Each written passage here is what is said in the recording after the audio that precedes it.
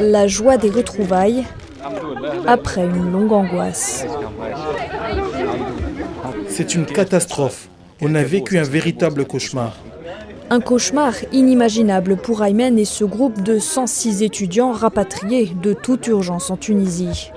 Tous étaient partis en Ukraine pour y faire des études d'ingénierie ou de médecine, bien loin de se douter qu'une guerre allait écourter leur séjour. Tout s'est passé très vite, vraiment très vite. Au début, on se disait qu'il était impossible de partir et de tout abandonner. Le deuxième jour, la situation s'est compliquée. On a commencé à avoir peur. La famille et les amis s'inquiétaient et ça nous inquiétait encore plus.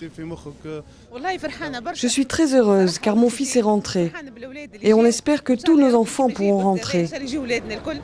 Un soulagement pas encore total. 480 étudiants tunisiens sont toujours bloqués en Ukraine dans l'attente de leur rapatriement ces prochains jours à bord d'avions en provenance de Roumanie et de Pologne, la Tunisie n'ayant pas d'ambassade en Ukraine.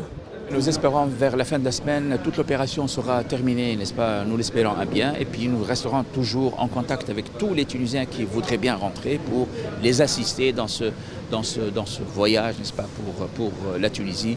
C'est question d'enlever le stress, n'est-ce pas, qu'ils sont en train de vivre actuellement. C'est une tension, il y a beaucoup d'informations, de contre-informations.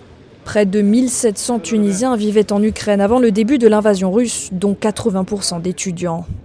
Le Maroc va de son côté commencer à rapatrier ses quelques 12 000 ressortissants à partir de mercredi.